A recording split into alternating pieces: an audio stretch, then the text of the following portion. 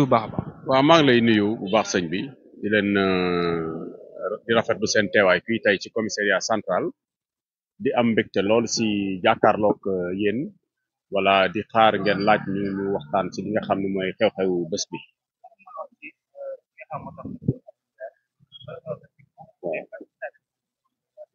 waaw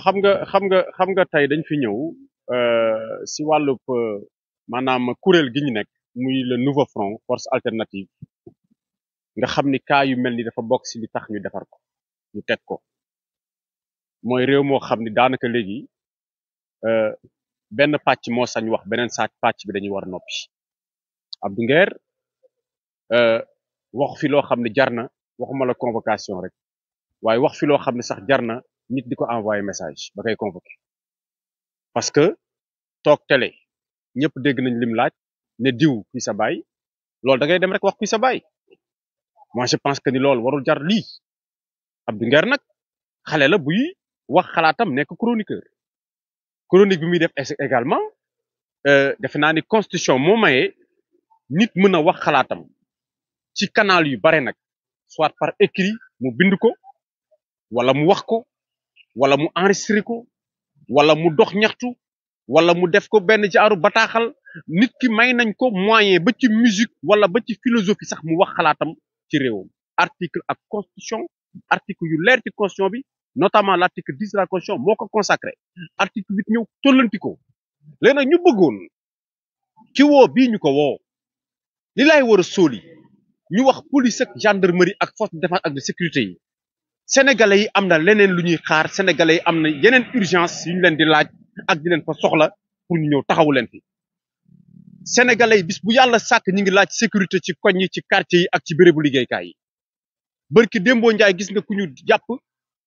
lu mu doon def 100 millions wu jàmbur la dem jël avec une violence inouïe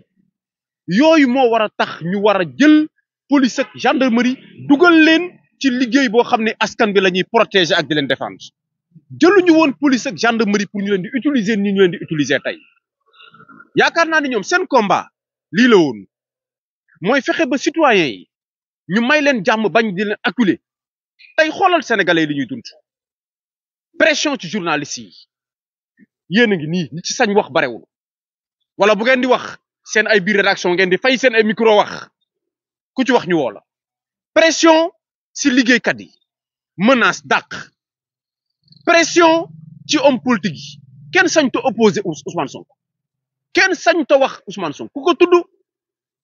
ñu faagaagal la pression ci chroniqueur yi ku toog ak ñoom débat ñu xam ni débat bi yëkkit na leen ba ci kaw dóor leen ci suuf débat bi neexul si ñoom ka leen toroxal ci débat bi dañ lay jéem a toroxal ci wàllu justice mooy ni ñuy jéem a def Badara Gadiaga te duñ ko bàyyi duñ ko setaan pression ci képp koo xam ne tey jii acteur économique nga di liggéey nekk homme d'affaires fexe nañu faagaagal la dugal la kaso yàq sa activité téye la on met la pression sur tout le monde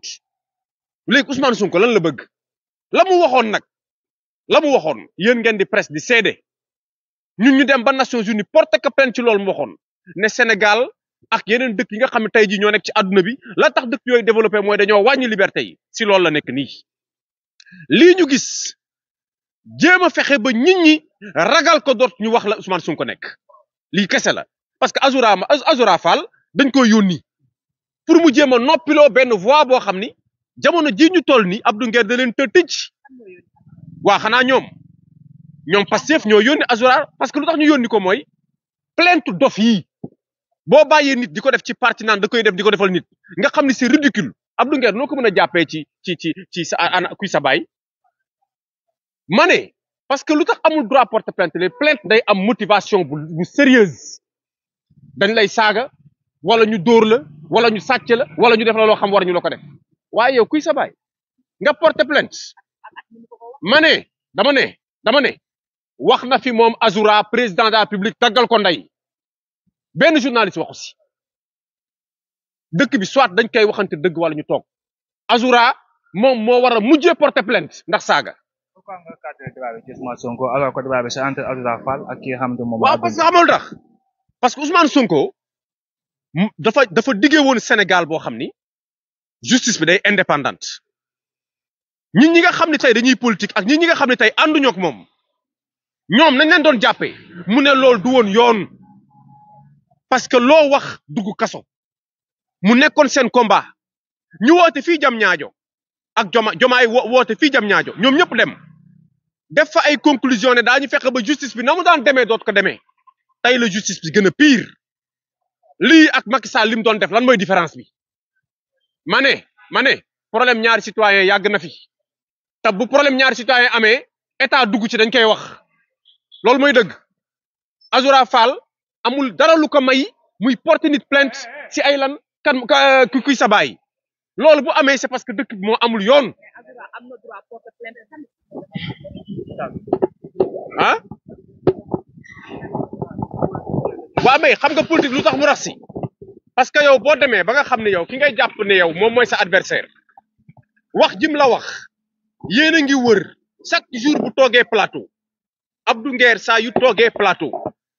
Pastef yëpp branché nañu seen ay officine branché seen ay caméra branché seen ay techniciens yuy dagg ñi ngi jéem toujours luñ ko dugalee kaso loolu ñëpp xam nañ ko ñaata nit ñoo taxaw biir Pastef ne Abdou Nguer kañ lañ koy jàpp loolu yéen xamal nañ ko presse bi xanaa ñun citoyen simple yi waruñu leen ëpp information man ñaata message la ma Abdou Nguer envoyé ne ma xoolal kii di laaj ñu dugal ma kaso te Pastef la bokk ngeen ne politique amu ci ngeen ne politique loolu amu ci parti buy taxaw naan kañ la ñuy jàpp diw te saa ñu waxee kañ la ñuy jàpp diw buñ ci tegee ñetti fan diw googu dugg kaso Farba Ngom kañ lañ koy jàpp ñu jàpp Farba Lat Diop kañ lañ koy jàpp ñu jàpp Farba keneen ak keneen fan lañ koy jàpp ñu jàpp Farba waaw loolu tam bu dalee Abdou Nguer ñun duñu jaaxle ah ma ne fii lépp mën naa ne réew Ousmane Sonko lépp mën naa ne parce que jàpp nañ fi nit ne corruption lañ ko jiiñ nit dem toog ka ko jiiñ corruption jaar aéroport tukki moom ñu jàpp ko tëj ci kaso bi barki démb ñaari kamay liberté provisoire kon ku la wax ne la mënoo dugg kaso da lay nax fii droit amu fi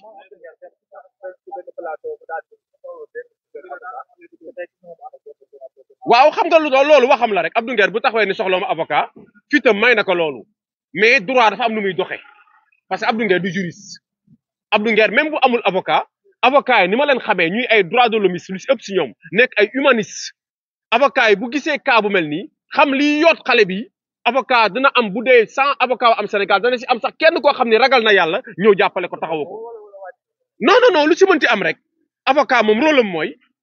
am mooy jàppale ki nga xam dafa nekk en difficulté rôle am mooy jàppale ki nga xam dafa jàpp ne dañ koo tooñ te Abdou Nguer lii dañ ko ci tooñ parce que lii convoqué Abdou Nguer ci lii tooñ ka la heure bi waroon na ko fekk ci plateau yi dafa am ay contrat am ñu mu signal am ay chronique yu mu war daf ko waroon fekk muy liggéey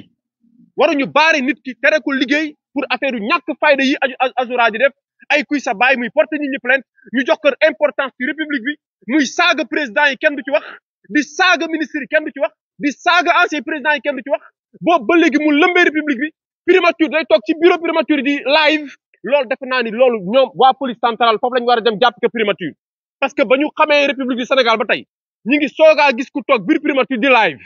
naan day former gouvernement si caaxaan la ñu ne Sénégal si caaxaani kese lañ ne kii buñ ko arrêté wulee Azoura bi dana def ci réew mi loo xam ni di ngeen ne fii Jibi Ndiaye taxawoon na waxoon na leen Abdou Nguer mii de duñu bàyyi ñu koy dugal kaso duñ ko teguñu ko ma ne bis bu ñu yeewoo fii ci Sénégal ba ne nit parce que nag jéem nañ ko ci Moustapha Diakhaté ba nga fu taxawee ne alku ñu dugal kaso waaye de Moustapha Diakhaté li mu wax lañ dégg dugal ko ci kaso seen docteur Diallo saaga na Sénégalais yëpp mi ngi dox soxlaam seen imam boobu xaw ma lan ca saaga na Sénégalais yëpp mi ngi dox soxlaam Pastef fii nga taxaw mën nga génnee 100 var yoo xam lépp ay saaga la waa Pastef nga def jëmale askan seen rappeur boobu nekk PCA saaga na Sénégalais yëpp tey PCA la nga xam ni nekkuñu si régime droit régime de terreur la Ousmane Sonko bëgg installé Ousmane Sonko objectif am mooy Sénégalais nañ ko ragal ba 2019 ba 2029 mu falu alors que Ousmane Sonko xamul ni waa Pastef dong nga ko déggal ku dul Pastef faale woo Ousmane Sonko 2 millions et quelques Sénégalais ñoo dem voté ji quelques votel ko ci mu jàll nekk président il reste 16 millions et quelques Sénégalais yoo xam ni voté luñu Ousmane Sonko na respecté suñu opposition bi ñuy def na respecter l'opinion libre des Sénégalais Ousmane Sonko na xam ne pays démocratique lañ ko jox joxuñu ko royaume joxuñu ko dynastie fii Sénégal la kenn mënul fexe ba duñu wax suñu xalaat kooku Ousmane Sonko amul maqaama boobu fii laa koy waxee seen ay micro bu bëggee réew mi am jàmm bëgg sénégalais yi nekk si jàmm Ousmane Sonko na xam ne du premier ministre Pastef premier ministre Sénégal la Diomaye Faye na xam ne du président Pastef président Sénégal la depuis un certain temps dañu seetlu ci réew mi ne cybercriminalité opposition rek lay woo cybercriminalité opposition rek lay woo DIC opposition rek lay woo police gendarmerie opposition rek la ñuy woo loolu nag dafa am lu muy niru mooy dictature te dictature kenn du ko nangu Sénégal ku si nekk nag ñun nag gis nga force de défense et de sécurité yi ñun ñoo njëkk taxaw défendre leen ba ñu créer seen loi wu tappale boobu pour dugal leen kaso ñun ñoo njëkk taxaw ne leen du ñu seetaan ngeen di dal suñuy force de défense et de sécurité na force de défense et de sécurité xam ni Pastef yéenewuñu leen jàmm naka ñëpp xamee noonu ñu ngi leen di sant di leen gërëm jërëjëf. acca mbokk yi ba léegi ñu ngi fi nga xam ne moom mooy ci commissariat central ñu ngi taxaw ak beneen jërë ci jërëjëf baax a baax Bassel maa ngi lay nuyu bu baax a baax. maa ngi lay ziar Daouda maa ngi rafetlu teewaay bi ak solidarité bi donc di rafetlu site internet yi nga xam ne yëpp teew nañ fi télévision yeeg rajo yi donc di bég si yéen voilà.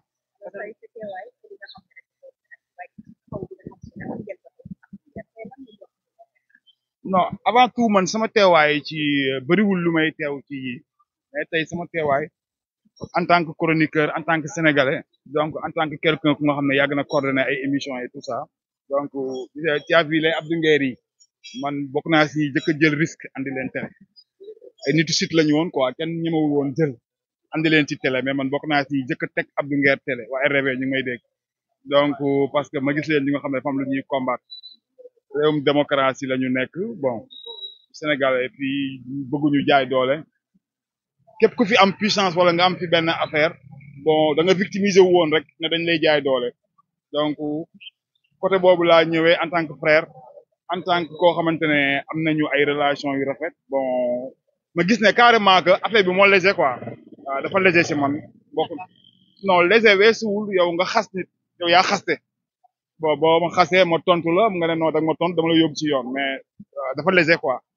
parce que nit buy liggéey ci benn organe de presse yéen ñi ñëpp da ngeen di am na ay sites yu ngeen di liggéey tey bu ñu attaqué woon benn Dakaractu wala nangam yow nga liggéey Dakaractu nga ne pat bon day mel ni complice que nit ku nekk fi ngay liggéeyee ngay défendre donc moom défendre na organe de presse muy liggéey ak façon bu nga xam ne moom la mën a riposter saagawul deful dara man pour man loolu noonu jarul plainte quoi jarul plainte dafa léger waaw loolu noonu bon li koy mën a xaar xam nga Abdou tamit moom loo ko mënti waxal fitam moo rëy Abdou fitam moo rëy quoi donc moom peut-être jël na ko à la légère mais ñun ñi nga xamante ne xam nañu li nga xam ne mu ngi daw instant yi ci Sénégal bon am nañ ci njort bu ñaaw quoi loolu bokk na waaw loolu bokk na ñu teew parce que gis nañ fi ay dossiers yoo xam ne dafa léger trop mais après day mujj ay garde à vue xam nga traîne la benn 6 mois 7 mois soog la sànni bon loolu nag bokk na ci loo xam ne moom lañ koy bañal quoi moom lañ koy bañal voilà waaw waaw mooy doute bi ma lay wax c'est-à-dire il faut ngay demee doute parce que mënoo jël confiance c'est-à-dire Abdou moom yërmaane bi ko nit ñi yërëm sax moom daa yërëmul boppam man des fois dama naan Abdou dafa am sécurité bu koy accompagner wala bon état si boppam ñoo mujjee jël Abdou Nguer di ko sécuriser parce que damay gis Abdou Nguer day nekk si ay plateau yu nga xamante ne xam nga après day génn ñibbi facilement jël ay cat comme si rien n'était quoi donc même démb sax boo xoolee Abou Diallo mu ngi koy kii ci affaire bi c'est-à-dire mu ngi koy xamal ne ko carrément bul jàpp affaire bi à la légère parce que am na ay nit ñu fi convoqué ci genre affaire yi ñëpp jàpp ne garaawul mais après xam nga day mujjee ay mandat de dépôt xam nga mooy loolu quoi c'est-à-dire jaay doole bi aussi tamit dafa commencé bëri ci temps bi quoi te ñi fi nekk aussi tamit je pense que jaay doole bi ñu leen doon def bi ñu gëmloo ne ñoom loolu lañ doon def looloo taxal ñun Sénégalais yi bëri jóg jàppale leen quoi kon donc boo ñëwaatee benn 1 mois ngay defaat la même chose wala nga def lu gën a pire loolu képp ku ko seetaan nag damay gis ne bon complice nga quoi.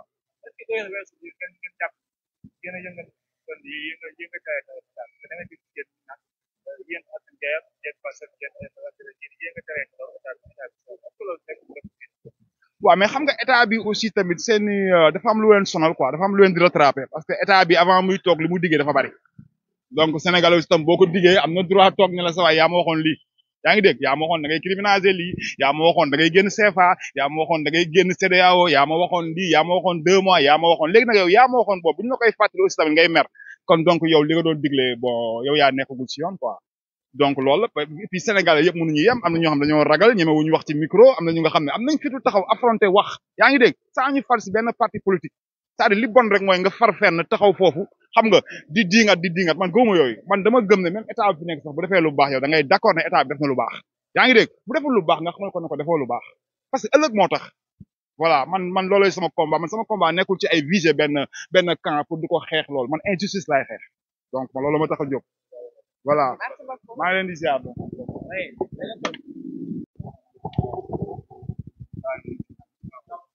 aleykum salaam maa ngi leen di jaajëfal sama mbokk journaliste yi maa ngi tudd Cheikh Tidiane Kandé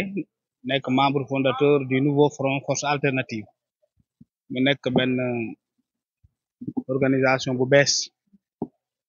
dans le landerneau politique di nekk en tout cas un citoyen libre et qui voudrait préserver cette liberté là donc ma décidé ni réew mi kenn donnu ko ci baayam kenn donnu ko ci ndeyam bu amee ndono boobu ñun ñëpp ko moom amul kenn ku ci ëppale kenn ma taxaw ko mu foofu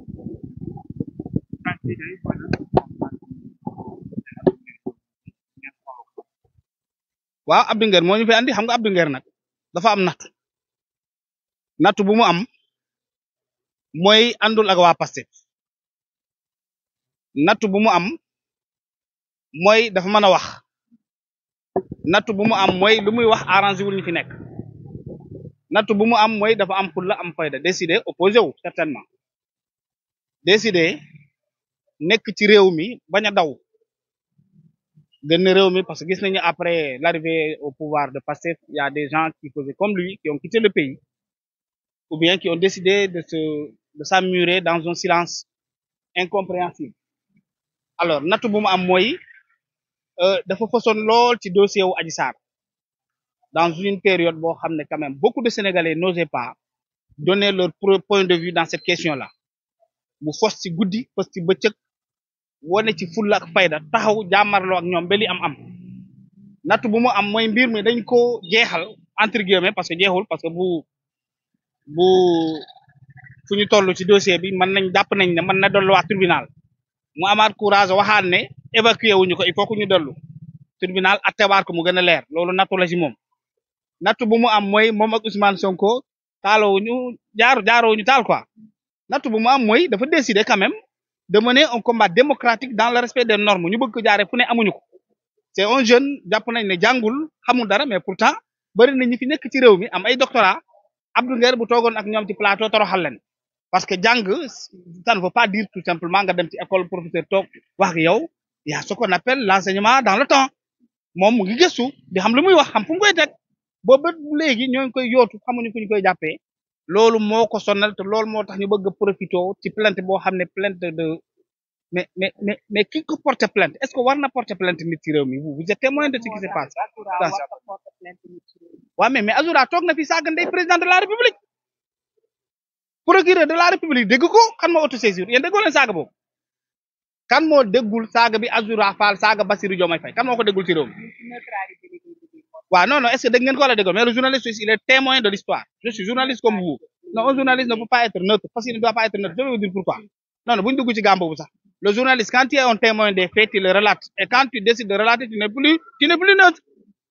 le journaliste c'est le témoin de l'histoire il raconte ce qui s'est passé dites aux Sénégalais par exemple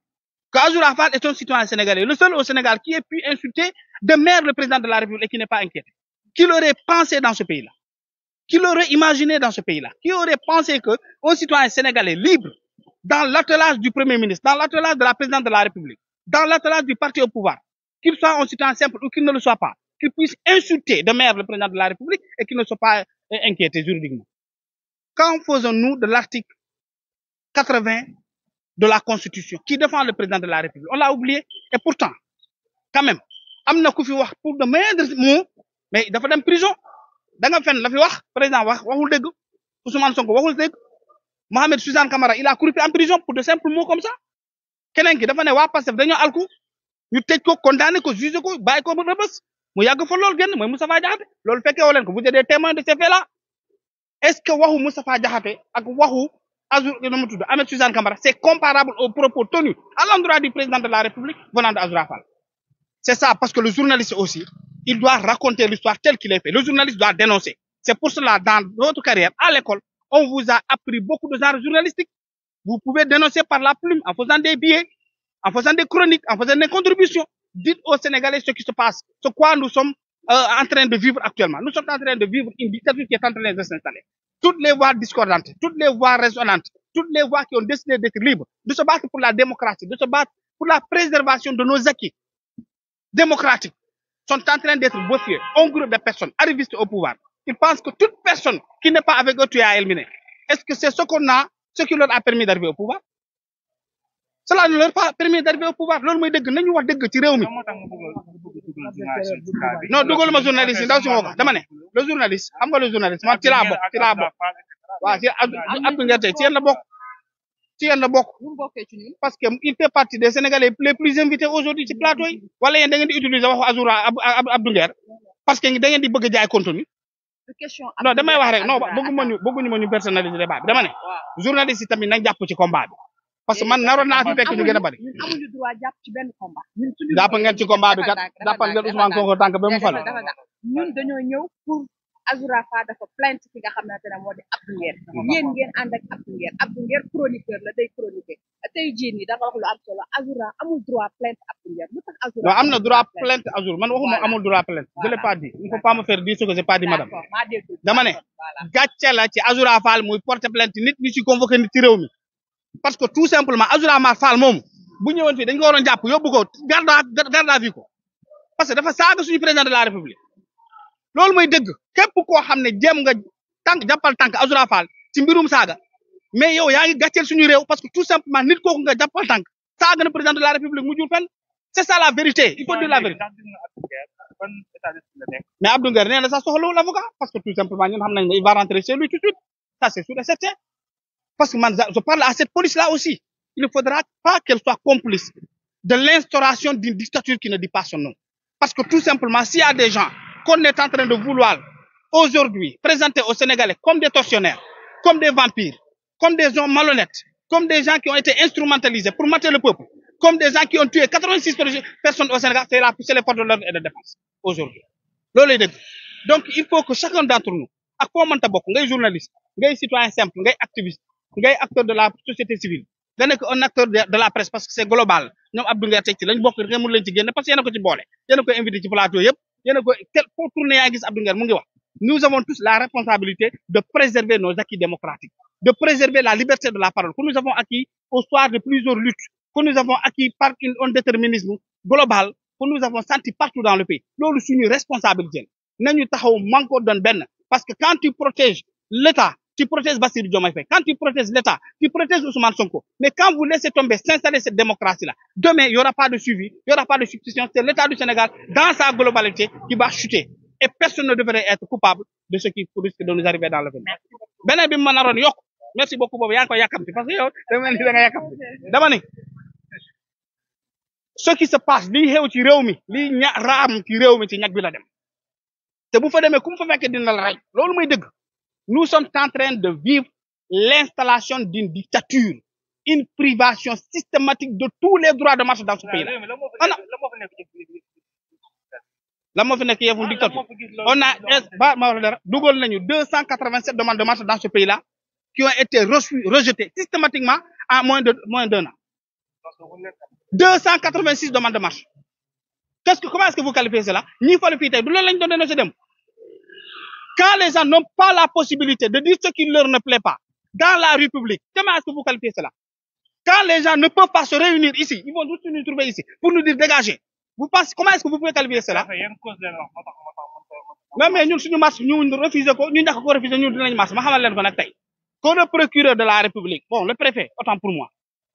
autoriser cette marche parce qu'il ne lui revient pas d'autoriser une marche il lui revient de mettre sur place l'ensemble de conditions qui puissent permettre aux citoyens d'exprimer leur position là où ils le veulent dans ce pays-là tant que cela ne viole pas les droits des autres dama ne gën na fii dox fee ñu ngi ni taxaw kan lañ déranger bu ñu yëgoon ne ñoo ngi taxaw fi génnee nañ fi yàggan c'est sûr et certain sachez-le keroog bu ñuy déposer suñuy lettre de protestation lettre d'information lettre de plainte dans les ambassades et les représentations diplomatiques mais on nous a poursuivis partout fu ñu dugg police ñëw taxaw loolu comment est-ce que vous appelez cela le syndicat des agriculteurs de ce pays-là dugal benn communiqué ci benn bureau policier bi da ko fekk da ko topp ba ci biir bureau bi ne ko li ngay def dañ ko bëgg a xam li ngay signé dañ ko bëgg a gis loolu du dictature non c'est pas normal monsieur ce n'est pas normal la police ne doit pas te poursuivre parce que tu dois déposer un document dans un bureau mën na nekk ci biti ne fi dafa manifeste foofu la droit yam mais ta vie privée police amu ci lu mu ci dugg tant que ça ne le concerne pas ça ne concerne pas le peuple sénégalais tant que ça ne prive pas les autres le droit de tenir les activités ce qui ne faut pas normaliser ce qui n'est pas normal ce qui est normal dans son pays c'est que les forces de l'ordre et de défense puissent permettre aux citoyens de vaquer librement à leurs activités et leurs activités peuvent être à plusieurs niveaux maanaam man li may def sama activité la moom seen responsabilité mooy taxaw fexe man ma mën ko amal ci jàmm ak salaam ma ñibbi ci jàmm ak salaam loolu mooy ce rôle mais pas de nous interdire ce qui se passe dans ce pays là mooy il faut que les gens se mobilisent pour faire face à cette dictature rampante parce que en réalité quand on a élu une personne c'est à la base de promesses ces promesses c'était quoi c'était de permettre aux journalistes de s'épanouir dans l'exercice de leur fonction aux journalistes qui s'épanouissent c'est aux journalistes qu'on paye à temps c'est un journaliste qui a un matériel c'est un journaliste qui s'adonne à ses activités là où il veut pourvu qu'il puisse en tout cas amasser de l'information et la partager aux Sénégalais mais c'est pas un journaliste que l'on poursuit partout dans la rue et maintenant pour tous les autres corps de métier il faudra que l'État s'attelle à répondre à leurs promesses mais aussi à répondre aux attentes des Sénégalais moo fi nekk maintenant pour le 28 ñun mu neex préfet dinañu marche mu naqari ko dinañu marche c'est ça la vérité on va marcher on va exprimer ce qui nous plaît parce que tout simplement cette loi est scélérate li ñu koy wax mooy moom le préfet de Dakar il ne doit pas être le partisan d'une liberté comment dirais-je d'une atteinte à nos droits il ne doit pas être l'acteur qui permet à cette bras long cette bras liberticide des libertés démocratiques de ce pays-là ok c'est comme si on lui a dit monsieur le préfet toute initiative démocratique politique qui se tient à Dakar il faut l'interdire maintenant comme il a emprunté cette voie-là nous allons emprunter une autre voie et on va se rencontrer sur le terrain mu ne xamu naqari ko dinañ marche mu autorisé ko ñàkk autorisé dinañ marche teewaay bi je pense que ñëpp xam nañ ko mooy rek juste pour ñëw apporter suñu soutien ak ki nga xam ne moom moo di Abdou Nguer di suñu collègue di suñu confrère bi aussi suñu jeune frère nekk nit koo xam ne c'est disponible koo xam ne tànkam luwul kenn donc yu mel ni bu amee aussi lu ñu mën rek mooy ñëw apporter ko suñu soutien wan ni ko dëgg la lii am na mais doo ci wét ndax yoon ñëpp la fi nekkal te Azoura ak moom yëpp ay doomi réew mi lañ suñu gisee ni am nañ différent ñu ñëw ci yoon la ñuy déglu te am yaakaar ni incha allah yoon dana ci def lu mu war a def Abdou Nguer dellu ci yitteem Azoura it mën a dellu ci yitteem kenn ku ci nekk ci ñoom dellu ci yitteem sénégalais dellu nekk ci jàmm incha allah loolu daal lañ ci am yaakaar baax a baax. yu mel ni yow tuuti nga ko récemment rek ñu teewoon na fi ñëpp di ci wax tey lii encore bu awaatee encore ñoom ci koo xamante ni élément la en tant que conducteur noo koy dundoo. waaw bu ñu demee ci volet boobu day nekk leneen ndax ku ne xam na ni bu jamono ñu toll dafa mel ni que ni des médias moom mooy cible moom la ñuy recherché dafa mel ni moom la ñu soxla te eggaguñ ci yitte yooyu te loolu nag buñ ci àggee raison politique la mais comme li nga xam ne si ne ni moom moo ñu fi dajale tey jàpp nañ ni du dugg ci affaire politique parce que moom tamit wax na ko nee na yaakaar na ne du dem ci yëfi politique donc mënuñu ko yóbbu ci cadre boobu wala cadre xëy na leneen la dëgg la nag des médias guddi ñu toll nii yàlla dogal na ni li ñuy wax chaîne leader mënul yomb ci moom lu ñëpp soxla mënta yomb lu Sénégal yi bëgg la ñi fi nekk tamit xëy na bu doon seen sago mu nekk ci li nga xamante ne ni li ñu bëgg la ñuy def li ñu bëgg la ñuy wax mais nag comme des médias tëddeewul noonu seen TV tëddeewul noonu équilibre la ñuy tëddee kenn ku ci nekk am nga sago def sa analyse jël li nga xamante ni moo di yoon bi nga bëgg mais aussi teg ko toujours ci dëgg ak xam-xam ci noonu la ñuy demee léegi nag ku am beneen appréciation wala nga jàpp ne ñii kat samay noonu lañ wala samay cible lañ wala foog ma éliminer leen loolu nag day nekk leneen te am nañ yaakaar ni démocratie fi mu toll soxlaatuñu loolu li ñu soxla rek mooy demander à nos autorités nañ ànd ak sago parce que convocation yi bari na nag sincèrement bari na rawatina nag bari jëm ci ñun li am léegi muy buñu demee ba tendance am ñu naan les chroniqueurs di ko bind di dem ci ay communiqué là day daal di am cible te day niru leneen te ku ne xam ne ni bu ne chroniqueur xam nga ne seen TV am na taxawaay bu am solo bu mu ci am na lu mu ci def am na aussi ab touche personnelle bu mu ci indi loolu lépp dañ koy gërëmee le président Bougane Gueye Dany ndax bu doon ni soxlawul chroniqueur am na agenda bu ko mën a permettre mu seet les meilleurs journalistes les meilleurs chroniqueurs des gens calés teg leen foofu mais dafa bëgg gën a jege la population inviter les Sénégalais à de ce que ñu am au moins benn écoute ci li nga xam ne moom mooy xew seet ñoo xam ne ni kenn ku ci nekk ñoom am na yaakaar ni li mu soxla mën nga ko apporter mu dajale ñu boole ñu kenn ku ci nekk aussi amul lenn luñ sekk ak moom gannaaw ñëw def suñu liggéey dem ñibbi léeg-léeg nga dégg ci ay critique wala ay wax moo koy waxloo mooy wax ma ne Bougane ndeysaan wërsëgam ak tolluwaayam ak nekk engagement politique am moom moo ko sonal moo tax tey jii ku ko mënta atteindre aussi da nga koy jaaree ci li nga xam ne moo di liggéeyukaayam wala personnel am mais ñu leen di wax ni rek loolu lépp du ci dara Abdou Nguero Abou Diallo Kader ak Bamba keneen kum ci mën doon ci kër gi booy wax sa sago ngay waxee keneen kuy wax tamit da ngay wax ngir sa aqulaay taala soo paree noonu ngay romb dem ñibbi ku am ay SMS wala ku jot leneen nga ni Bougane moom ko wax loolu yow la yow yaa xëy na am wayadiku wala matadiku toll foofu ba nga mën a taxaw naan moom la te aussi nag li ñuy wax rek Alaaji Mansour Mbaye yàlla na ko yàlla gërëm dafa mës a wax ju am solo mu ne ku bëgg tur da ngay seeti ñu am tur nga ànd ak ñoom wala nga tooñ leen kon nag noonu lañ koy jàppee waaye daal li wér mooy ñi ngi ñaanal tey ji Abdou Nguer ci lii nga xam ne ci la nekk suñu borom defal ko ci ndam defal ko ci jàmm te may ko aussi situation bi ñu génn ci parce que waxtu yi nag buñ ci àggee bu dee ko dund comme ñun da ngay xam ni procédure bu gudd la bu gudd la boo xam ne yéene wuñ ko kenn te itamit ñu am yaakaar ni dina jeex léegi-léegi incha allah ci lu mu gën a gaaw di laaj yow da nga jàpp ne question la wala su nit dafa dépendre ci nga xam ne moom la waaw xam nga nag man dafa am yu may problème moo tax yenn kàddu yi mënuma ci jaar mënuma ko sincèrement da nga ma koy jéggal mais man nit laa respecté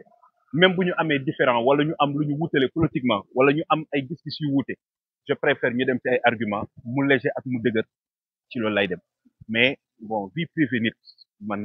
daf ma ci am kersa loolu léegi nag xëy na ñoom ñaar sekk nañ ko xëy na am nañ lu tax ñu waxlante loolu parce que ku nekk dégg na Azoura attaqué ay yoon wax ay waxam xëy na tamit ci loolu la sukkandiku pour mën itamit poser interrogation mais loolu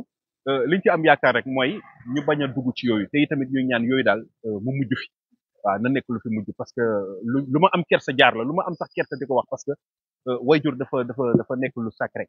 te it dafa am loo xam dignité doomu aadama la ku ci nekk ñun yaa ko moom waaye xëy na bu fekkee ne nit ki sant na nii wala sant na ne wala sant na leneen boo ko laajee noo sant ah li ci gën a yomb rek mooy ñëw ne la man diw laa sant man ne mbay laa sant mbàkke laa sant si laa sant wala jaw laa sant donc loolu laaj la xëy na boo xam ne teg na ko pour mën a au moins identifier parce que tey jii police bi ku fi ñëw boo nee man Mr Dia laa tudd wala man ma ni DJ Kader laa tudd ndax ku ne xam ne sama tur en tant que animateur ci laa commencé et ragaluma ko DJ Kader lañ doon wax bu ma ñëwee ñu ne mais DJ Kader du tur il va falloir ma identifier wu ne man la Kader Dia parce que Dia bi lañ may dàqantelee moom mooy sama sant bàyyi ma gàddu ko fièrement donc xëy na aussi interrogation bi foofu la mais liñ ci am yaakaar rek mooy incha allah danañ ci génn ñoom ñaar ñëpp te buñ ci génnee aussi liñ ci xaar rek mooy lu mel ni bañateeti am waaw ñaan aussi la justice vraiment mu may ñu noppalu tuuti parce que vraiment presse bi sonn na chroniqueurs yi sonn nañ te soxla nañ vraiment apaiser climat social bi fi ñu toll waaw fi ñu toll nekk dugg nañ waaye jotuñu ko gis ndax xam naa fi ñu toll la ñu am yaakaar ni incha allah dinañ génn ci jàmm ak salaam am nañ ci njort la incha allah jërëjëf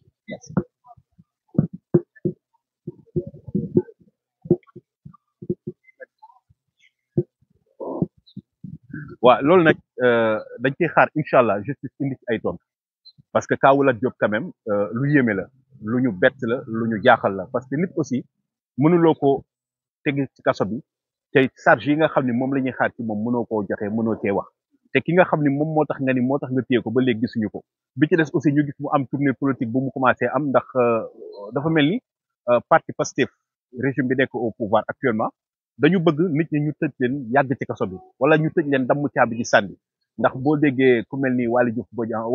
kii da nga xam ni vraiment li muy wax nit ku nite wala nit koo xam ne am na looy seede ci sa digganteeg yàlla waroo ko wax donc haine boobu waru fi am place jàpp nañ ni dafa am lanteeg yoon dem na ba ni da koy bàyyi mais nañ ko bàyyi mu ñibbi du génn dëkk bi du taw du fi dem fenn Lat Diop citoyen la comme ñëpp mënul génn Sénégal ñetti frontières yi fi am xanaa du fi jaar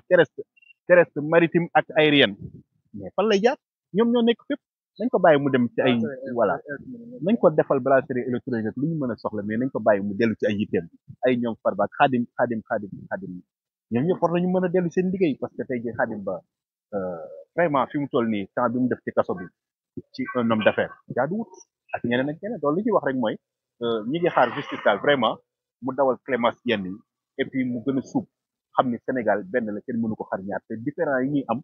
bu du woon ak activité wala bëgg liggéey duñ ko am kon donc nañ rafetal te am ci jot